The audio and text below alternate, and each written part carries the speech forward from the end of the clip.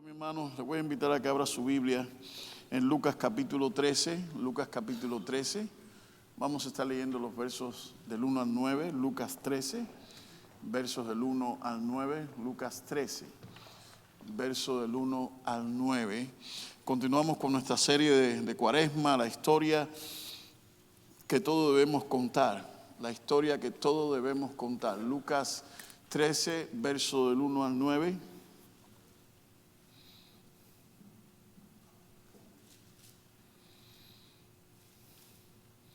Amén. Dígame amén si lo tiene. Lucas 13, verso del 1 al 9. ¿Sí o no? Amén, sí. Okay. Dice la palabra del Señor. Lucas 13, verso del 1 al 9. En ese momento estaban allí algunos que le contaron a Jesús el caso de los galileos, cuya sangre Pilato había mezclado con los sacrificios que ellos ofrecían. Jesús les dijo: ¿Y creen ustedes que esos galileos eran más pecadores que el resto de los galileos solo porque padecieron así? Pues yo les digo que no. Y si ustedes no se arrepienten, también morirán como ellos. Y en el caso de los 18 que murieron aplastados al derrumbarse la torre de Siloé, ¿creen ustedes que ellos eran más culpables que el resto de los habitantes de Jerusalén? Pues yo les digo que no. Y si ustedes no se arrepienten, también morirán como ellos. También les dijo esta parábola. Un hombre había plantado una higuera en su viña y cuando fue a buscar higos en ella no encontró ninguno. Entonces le dijo al viñador: hace 3 años que vengo a buscar higos en esta higuera y nunca encuentro uno solo. Córtala para que no se desaproveche también la tierra. Pero el viñador le dijo: Señor, déjala todavía 1 año más hasta que yo la afloje y la tierra y la abone. Si da fruto, qué bueno, y si no, córtala. El tema que queremos compartir en esta preciosa tarde es: enfócate en tu momento. Enfócate en tu momento. Dile al hermano que tienes al lado: enfócate en tu momento. Enfócate en tu momento. No lo escuché y yo tengo buen oído. Dígaselo a alguien. Busque a alguien que le quede cerca y diga, mírale a los ojos y diga: enfócate en tu momento. Y voy a ser intencional en esta expresión de enfocarnos. Fíjense que esto no solamente nos pasa a nosotros. Aquí en este caso vinieron unos y le preguntaron a Jesús: Señor, aquellos que mató Pilato, y Jesús le dijo: ¿creen ustedes que esos eran más pecadores por la manera en que murieron? Porque recuerden que Jerusalén estaba controlada por el imperio romano. Para algunos fariseos, para algunos judíos, todo el que muriese bajo el imperio romano en esa manera era porque había cooperado con el enemigo. Jesús le está diciendo: no se crean ustedes que las personas que murieron por eso eran más pecadores que ustedes. No, ustedes también tienen que arrepentirse. Hemos estado viviendo los dos últimos años ya, el mundo ha cambiado radicalmente. Muchas personas han muerto, algunos han muerto por enfermedad, algunos han muerto por el virus, algunos están muriendo por la guerra, algunos están muriendo de manera inexplicable. Lo que nos lleva a preguntarnos: ¿estas personas que han muerto se lo merecían? ¿Se merecen la gente morir de esa manera? Siempre nos preocupamos o nos enfocamos en lo que está pasando en la vida de nuestro vecino o en lo que está pasando en la vida de alguien más. Es fácil distraerse con lo que pasa alrededor nuestro. Es muy fácil distraerse con todo lo que pasa alrededor nuestro. Jesús le está dando una lección a sus discípulos y a sus seguidores. Le está diciendo: ¿creen ustedes que esos eran más pecadores? Y es como siempre, Jesús nos deja en sus diálogos, en sus entrevistas, en sus parábolas. Siempre Jesús nos está dejando lecciones. Jesús es el mejor de los maestros. Y fíjense que yo estaba leyendo eso y dije: wow, Jesús no andaba con paños tibios, Jesús no andaba dorando la píldora, Jesús hablaba claro con la gente. Una de las cosas que hemos perdido en este tiempo es la honestidad. Cuando alguien es honesto y nos confronta, nos molestamos, nos enojamos, nos sentimos mal, le hacemos rechazo. Cuando alguien nos dice en nuestra cara, tú no eres más santo que él porque él se murió de esa manera. Tú no eres mejor que él. Tú tienes que enfocarte y tienes que arrepentirte. Las personas en las iglesias no les gusta escuchar ese tipo de mensaje. Todo el mundo le gusta escuchar que todo lo que hace está bien, que eres perfecto o ella es perfecta, que no hay nada que cambiar. Y si alguien la está pasando mal, es porque es culpa de esa persona. Ahora, yo quiero que nos enfoquemos en nuestro momento. La primera razón por la que tenemos que aprender a enfocarnos en nuestro momento es porque no somos buenos jueces. Repita conmigo, yo no soy un buen juez. Y hay muchas razones por las que no somos buenos jueces. En primera, porque no conocemos toda la historia. No podemos juzgamos solamente lo que vemos. El apóstol Pablo en 1 Corintios 13, hablando de la preeminencia del amor, dice que en parte vemos y en parte profetizamos. Pero cuando venga lo perfecto, lo que es en parte se acabará. Porque no conocemos toda la historia. Y la única razón por la que no conocemos toda la historia es porque nosotros no podemos conocer el corazón de nadie. Jesús les está diciendo, ustedes no son mejores que ellos. Ustedes no son mejores que ellos. Debemos ser cuidadosos al sacar conclusiones. Se lo he dicho varias veces.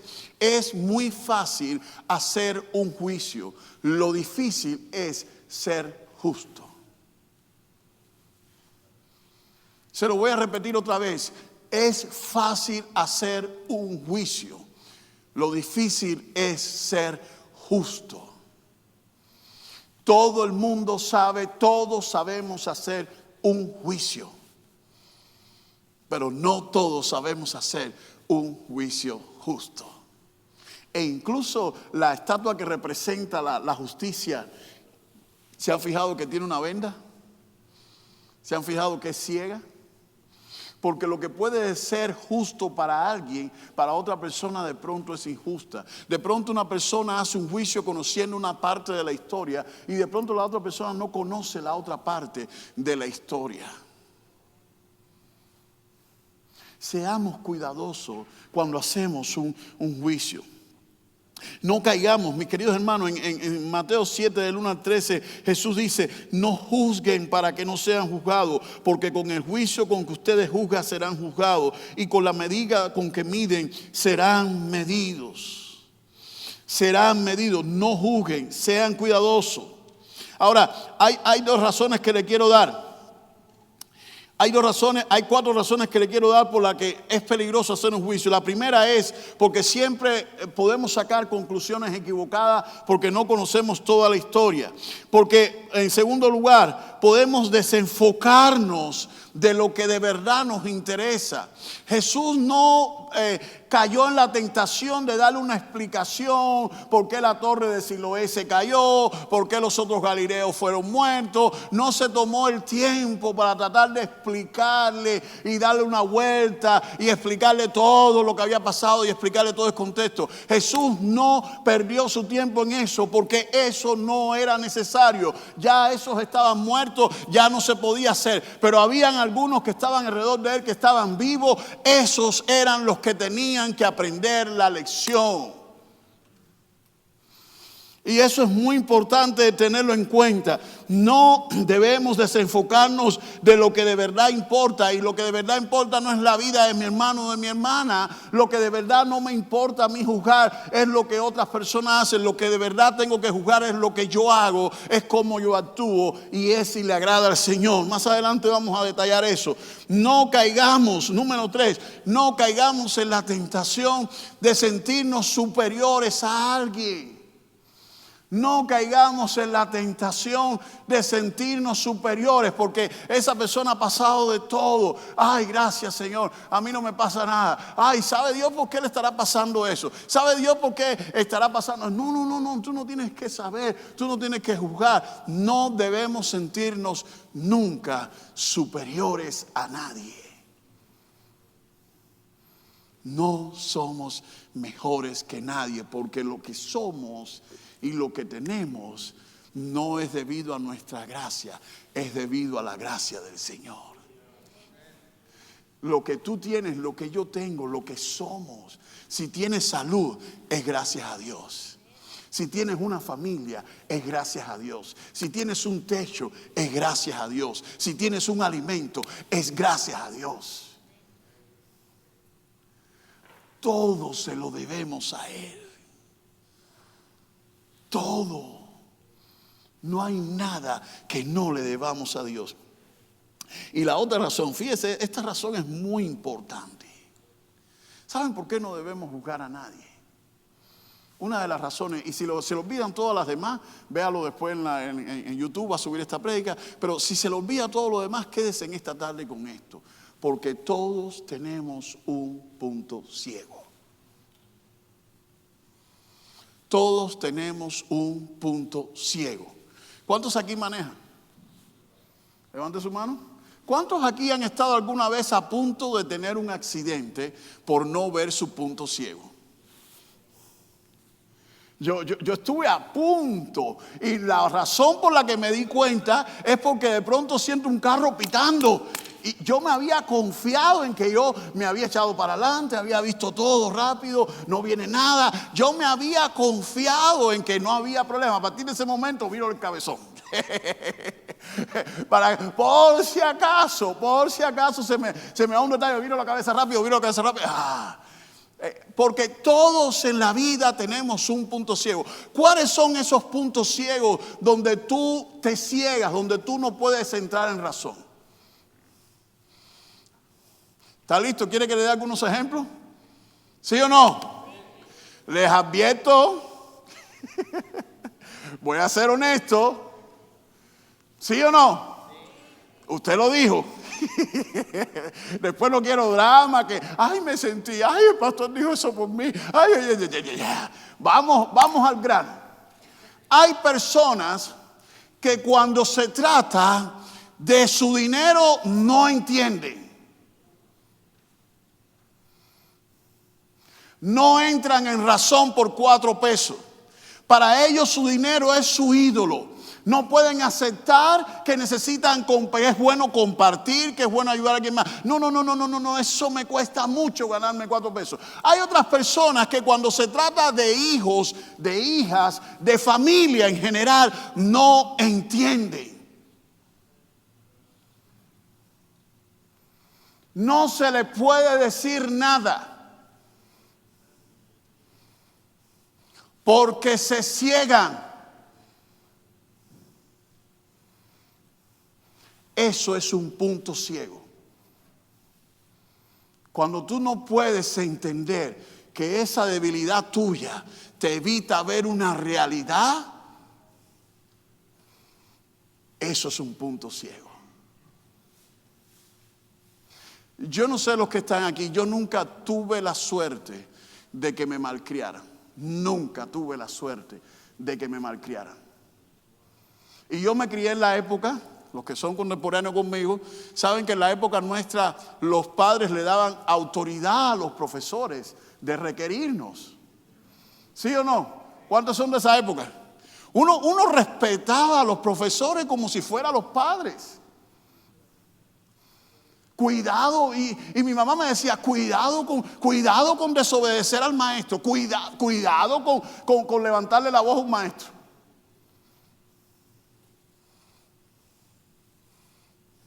Y cuando un maestro o algo le decía con mi mamá, nunca fue un punto ciego para mi familia. Hoy en día tú no puedes, ni siquiera en la iglesia, puedes llamarle la atención a un muchacho.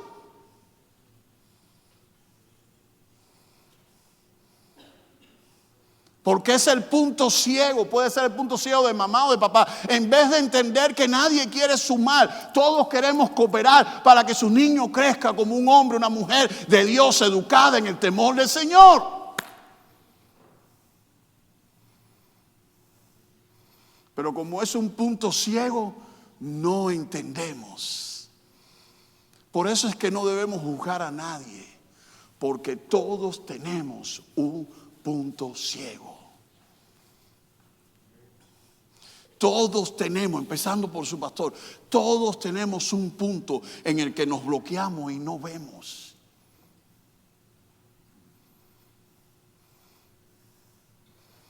No seamos jueces, porque nuestro juicio nunca es prudente. La otra razón por la que no debemos juzgar a nadie, que Jesús nos enseña, es porque las apariencias no son confiables. Las apariencias no son confiables. Las apariencias no son confiables. Repite conmigo, las apariencias no son confiables. Repita conmigo, las apariencias nunca son confiables.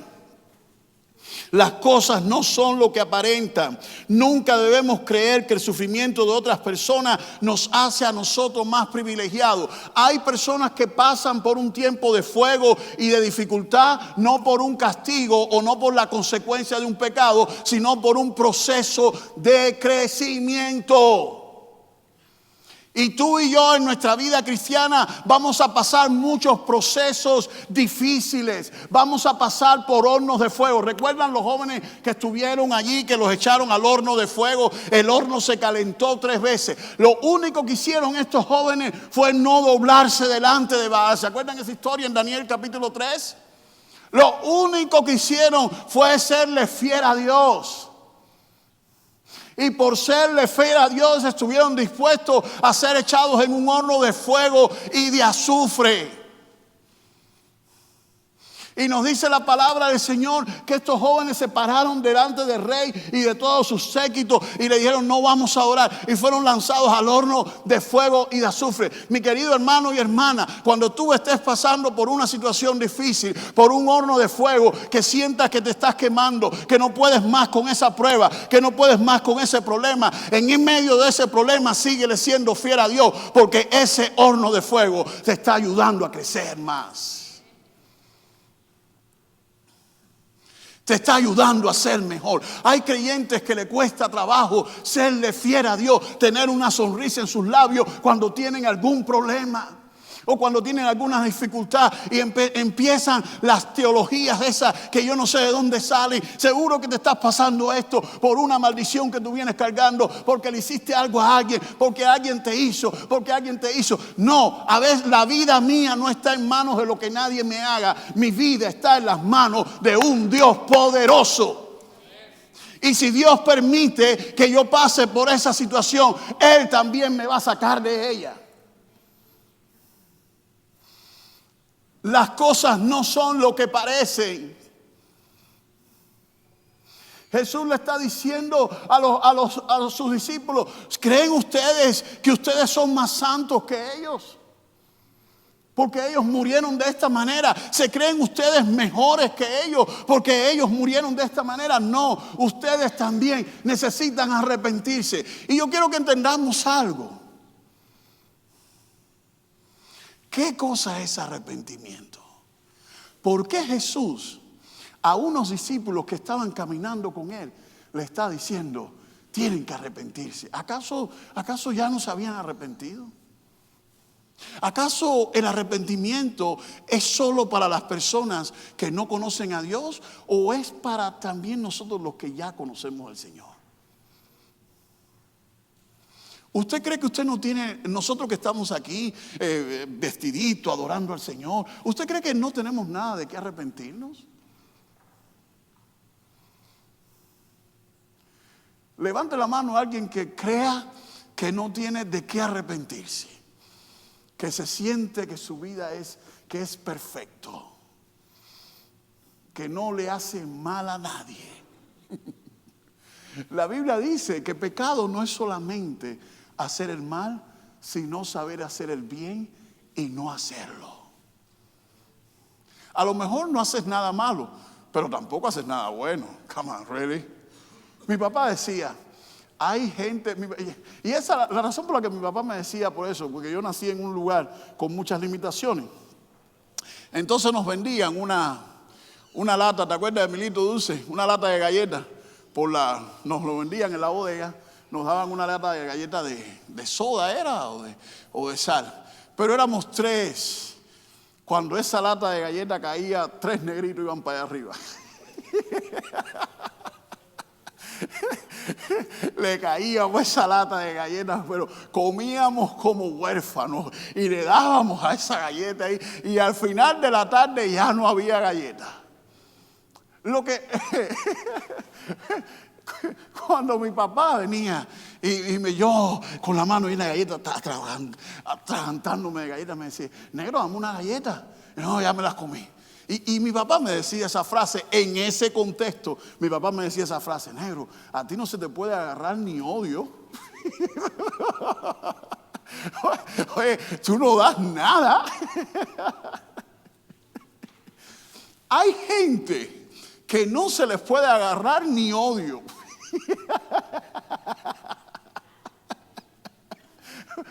¿Usted conoce a alguien así? Ni odio. A veces cuesta hasta que te digan buenos días. Ni odio se le puede agarrar a algunas personas. Entonces Jesús le dice a sus discípulos: ustedes, el evangelio no se trata de que yo conozco al Señor, no. Mientras caminemos en esta carne de pecado, vamos a cometer errores, vamos a fallar, nos vamos a equivocar y necesitamos arrepentirnos. Ahora, a mí siempre me gusta, yo espero que a algunos de ustedes se le haya pegado ya el significado de la palabra arrepentimiento. Siempre se lo enseño. En griego es metanoía. La palabra metanoía significa cambio total de mentalidad y sentir vergüenza por las acciones que ofenden a Dios. La razón por la que tenemos que estar arrepintiendo cada vez que fallamos, Dios no se va a enojar porque nos arrepintamos, sino porque nuestra mentalidad tiene que cambiar. Y para que nuestra mentalidad cambie, tiene que ser santificada por la palabra de Dios. Y para que sea santificada por la palabra de Dios, necesitamos pasar tiempo reflexionando en su palabra. Toma tiempo. El camino hacia la santidad, el camino hacia la perfección, toma tiempo. Y en medio de él Dios nos va perfeccionando y Dios nos va madurando. Por eso no nos debemos desanimar. Por eso a veces hay que pasar por hornos de fuego. Y por eso a veces búsquese la palabra del Señor, Primera de Pedro 1. Primera de Pedro 1, 6 y 7. Primera de Pedro 1, 6 y 7. Busque su Biblia. No lo voy a poner en la pantalla. Quiero que lo busque en su Biblia. Quiero que lo marque en su Biblia. Quiero que use su Biblia. Primera de Pedro 1, versos 6 al 7.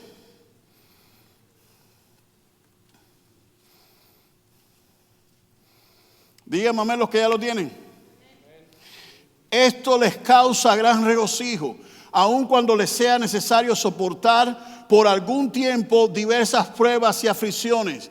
Verso 7, pero fíjense qué interesante lo que dice Pedro. Pero cuando la fe de ustedes sea puesta a prueba como el oro, habrá de manifestarse en alabanza, gloria y honra el día que Jesucristo se revele. Cuando la fe de ustedes sea puesta a prueba.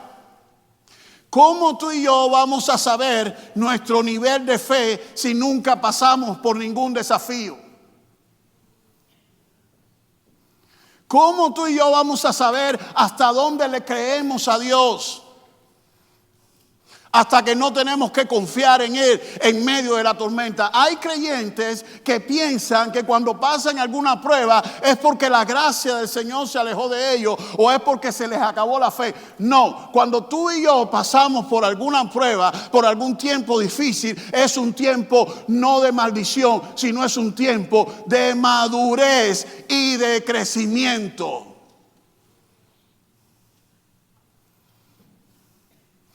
Los cristianos que son capaces de soportar las pruebas y mantenerse fiel al Señor desarrollan un carácter maduro.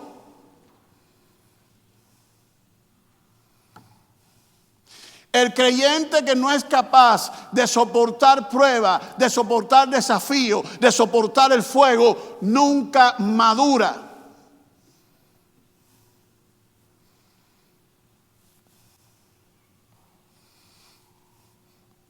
Porque no se forja las pruebas forjan el carácter.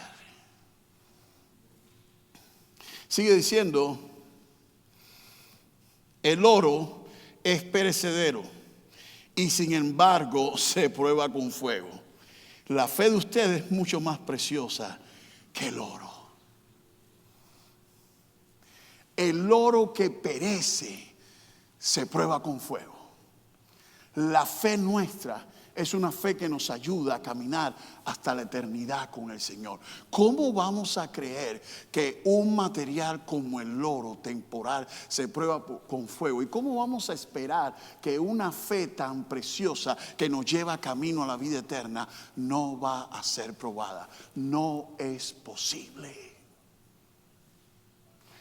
Todas las iglesias hemos pasado, por eso estamos orando cada domingo y cada semana por una iglesia, por un pastor diferente. La iglesia ha pasado por un tiempo de prueba, todas las que tuvimos que cerrar y todas esas cosas, porque las pruebas revelan de qué estamos hechos. Dejemos de pensar y de creer que las pruebas no cambian. No, la prueba revela de qué material usted y yo estamos hechos. Lo que usted y yo somos capaces de manejar, lo que usted y yo somos capaces de soportar. Mi querido hermano y hermana, si tú estás pasando en este día por una situación difícil, no creas que el Señor se alejó de ti. Si tú estás teniendo una situación, un desafío en tu matrimonio, en tu familia, en cualquier área de tu vida, en tu finanza, en tu salud, no creas ni por un momento que el Señor se alejó de ti. Esto no es un tiempo de derrota, es un tiempo, estás pasando por un tiempo de construir y de mejorar tu carácter como un siervo y una sierva de Dios. ¿De qué estamos hechos? No crean ustedes que son mejores que ellos, le dice Jesús. No crean ustedes que son mejores de ellos. Y ahora termina Jesús esta reunión con sus discípulos de una manera espectacular. Jesús hace y empieza a hablarle de una parábola. Un hombre fue a buscar algo y no encontró fruto. Ya llevaba 3 años. Llevaba 3 años buscando fruto y no daba fruto. Hay creyentes que llevan 20, 15, 30 años y nunca dan frutos. Y le voy a decir algo. Hay creyentes que piensan que dar fruto o ser usado o ser útil le están haciendo un favor a una iglesia o a un pastor. No, tu Señor está esperando tu fruto.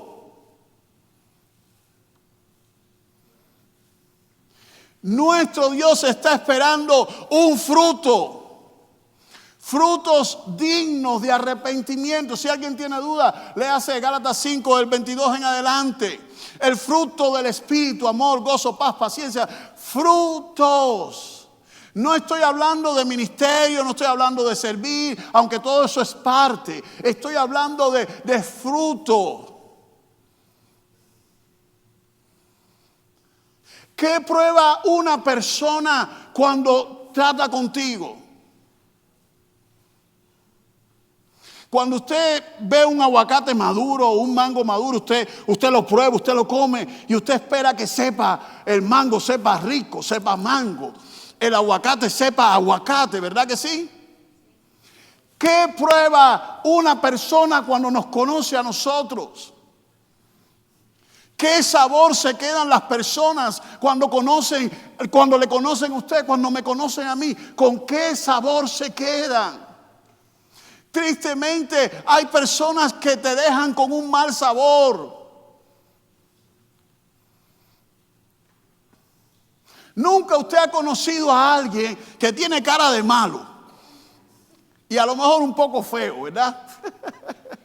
Pero cuando usted trata con esa persona, usted dice, usted lo prueba, ¿verdad? Usted lo trata.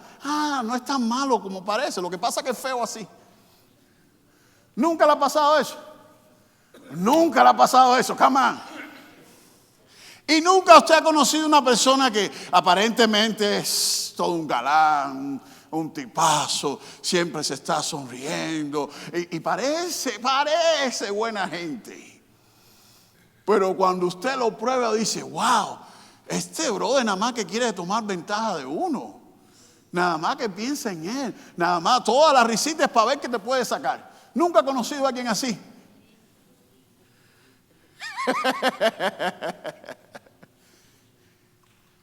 Ahora, cuando uno como cristiano, cuando alguien se acerca a nosotros y nos prueba, mi pregunta es, ¿a qué sabemos? Hay personas que saben igualito que todos los traumas que han recibido en su vida de sus padres.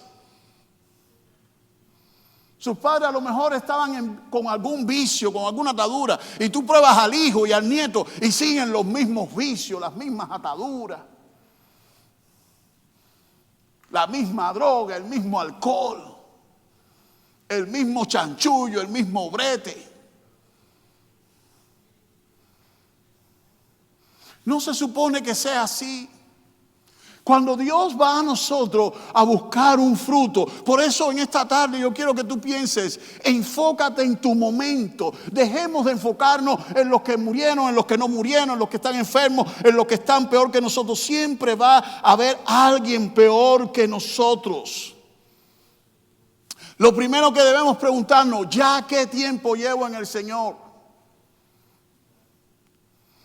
3 años fue a buscar frutos. Y no había nada. Y el Señor le dijo, ya corta esto. A lo mejor la tierra se puede usar en algo más. Y el siervo todavía decía, Señor, un poquito más.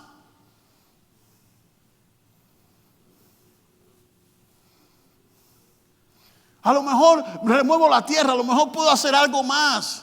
Señor, una llamadita más por teléfono, una visitica más, una consejería más. Pero el tiempo es una evidencia. Es lo único que tenemos. Todo el mundo tiene el mismo tiempo. Se lo he dicho otras veces, los millonarios, los pobres, todos tienen el mismo tiempo. Todos tenemos 86.400 segundos diarios. Todos tenemos el mismo tiempo. Lo que hace la diferencia para dar fruto, por qué uno se hace millonario y por qué otros se hacen más pobres, no es porque uno no pueda tener. Hay personas que no tienen porque no saben tener. Mientras que hay otro que aprende. Ay, es que yo no sé. Aprende. Aprovecha el tiempo aprendiendo, preguntando. Yo siempre les digo, el problema que yo tengo no es con lo que alguien no sabe, es con lo que alguien no aprende. Si tú sabes que no sabes de ese tema, ¿qué te cuesta sentarte, aprender, preguntar? ¿Saben qué nos cuesta? Hay algo que es muy importante que se llama humildad. Y cuando las personas no tienen humildad, les cuesta hacer preguntas. Porque cuando hacen preguntas tienen que asumir que no saben de algo. Y hay personas que les gusta saber de todo. ¿Por qué no estoy dando fruto? ¿Ya qué tiempo llevo en esto? ¿Qué tiempo el Señor ha? Porque el tiempo es igual a inversión. El Señor ha invertido un tiempo en nosotros, nos ha mandado pastores, nos ha mandado amigos, nos ha dado un santuario, nos ha dado una congregación, nos ha dado personas que se preocupen por nosotros. Sigue pasando el tiempo y no doy nada. ¿Qué está pasando? ¿Por qué estoy tan desenfocado? Cuando no hay enfoque, no se llega al objetivo, no se llega a la meta. Porque cuando no hay enfoque, todo se ve distorsionado. No es que el mundo esté distorsionado, es que nosotros lo vemos todo distorsionado. Y sigue pasando el tiempo, y sigue pasando el tiempo, y sigue pasando el tiempo. Y el Señor va a buscar fruto. No hay nada. ¿Qué pasa con nosotros? Enfoquémonos. Hay una diferencia. Quiero terminar con esto.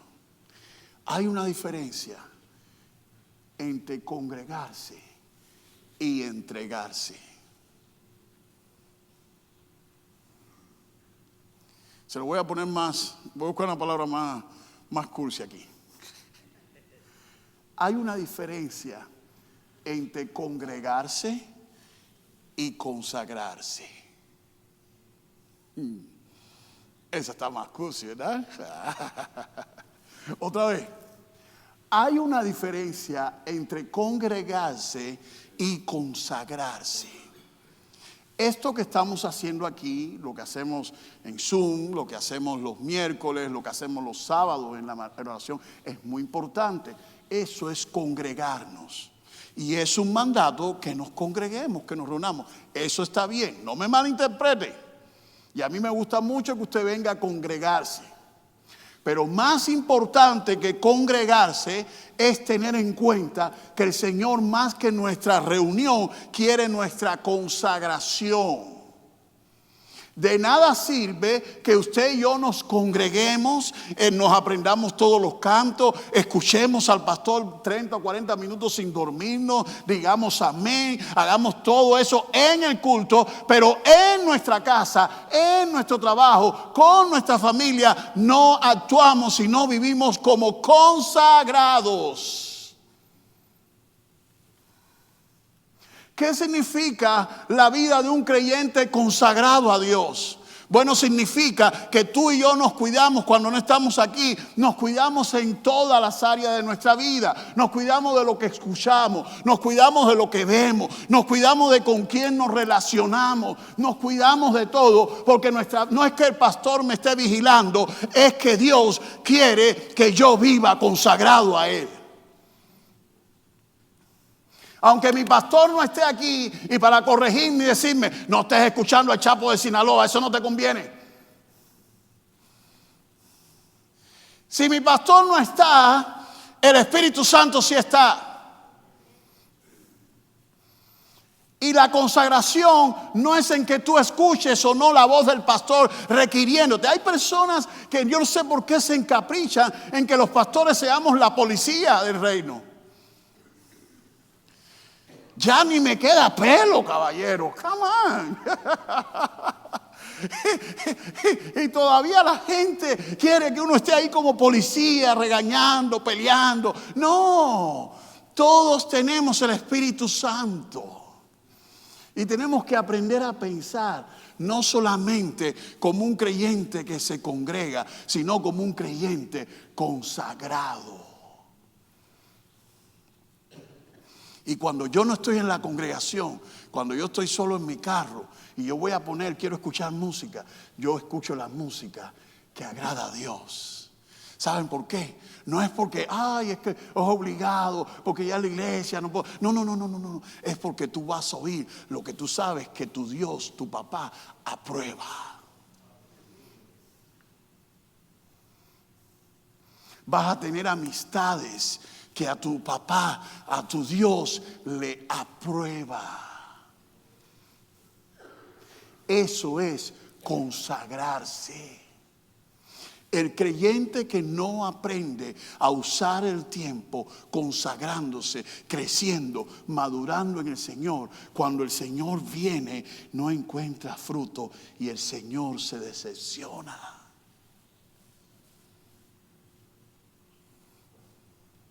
No es que nos deje de amar. ¿Cuántos padres hay aquí? Levanten la mano los padres que hay aquí. Tengo una pregunta. ¿Usted espera que su hijo de 10 años, usted espera que su hijo cuando tenga 20 años se comporte igual que cuando tenía 10? ¿Usted espera eso? ¿Sí o no? ¿Sí o no? No, usted espera que su hijo madure, que dé fruto, que crezca, que se haga independiente, que sea capaz de hacer una familia, que se haga autosuficiente. ¿Sí o no? ¿Y por qué usted espera entonces que Dios nos tenga la misma paciencia cuando llevamos 20 años en el Evangelio que cuando teníamos 20 semanas? Ups. ya tengo que ir terminando. Se salvan que ya tengo que ir terminando. Pero mi querido hermano, en esta tarde yo te quiero decir algo. Enfócate en tu momento. Dejemos de juzgar. No somos llamados a ser jueces de la vida de nadie. Recuerden que las apariencias engañan. No haga un juicio de nadie confiando en lo que se ve, porque usted no sabe qué es lo que hay detrás. Usted no conoce toda la historia y no la tiene que conocer. Y número 3, recuerden que un día todos nosotros, empezando por su pastor, nos vamos a presentar delante del Señor y le vamos a dar cuenta. Yo no le voy a dar cuenta a Dios por lo que otros pastores metodistas hagan. Yo ni siquiera le voy a dar cuenta a Dios por la iglesia metodista. Ni siquiera le voy a dar cuenta a Dios por lo que el obispo crea. No, yo le voy a dar cuenta por mí. Y eso nos tiene que llevar a vivir una vida apartada y consagrada para Dios. Enfócate en tu momento. Es muy difícil enfocarse en este tiempo. Antes los teléfonos solamente se usaban para llamar y testear. Ahora hoy en día uno tiene las noticias en el teléfono. Y es tanta distracción que nos cuesta enfocarnos. Tanta distracción que nos gusta estar mirando la vida de aquel, la vida de aquel. Las personas viven doble vida. Una en las redes sociales y otra en personas. Y tú no sabes cuando tocas con ellos, no sabes. Hay muchas personas que están viviendo una crisis existencial. No sabes ni quiénes son. Y para rematarla, los teléfonos te pueden arreglar la foto. Ya, para acabarla. La gente vive una ilusión que no es real. Y todo ese tipo de cosas nos desenfoca.